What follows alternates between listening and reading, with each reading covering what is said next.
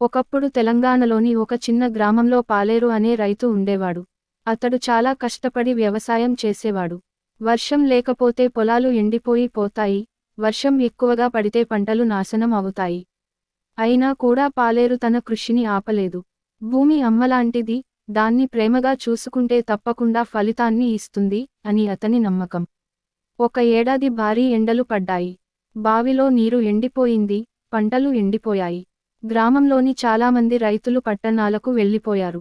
కానీ పాలేరు మాత్రం గ్రామం వదిలిపెట్టలేదు. రాత్రింబవళ్లు శ్రమించి, కొండ దగ్గర ఉన్న చిన్న వాగును కట్టేసి, ఆ నీటిని తన పొలానికి తిప్పాడు.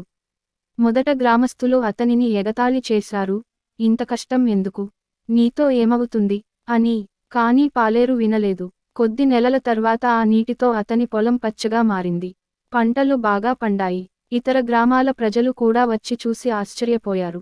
వారు కూడా పాలేరులా చిన్న వాగులను కట్టడం మొదలుపెట్టారు. కొద్ది కాలంలో ఆ గ్రామం మొత్తం పచ్చగా మారింది. గ్రామ పెద్దలు పాలేరును సన్మానించి, ఆ వాగుకు పాలేరు వాగు అని పేరు పెట్టారు. పాలేరు చెబుతాడు, కష్టపడితే ఎండ బీడుగానైనా పచ్చదనం సృష్టించవచ్చు. మనసులో నమ్మకం ఉంటే అసాధ్యం అన్నది ఉండదు.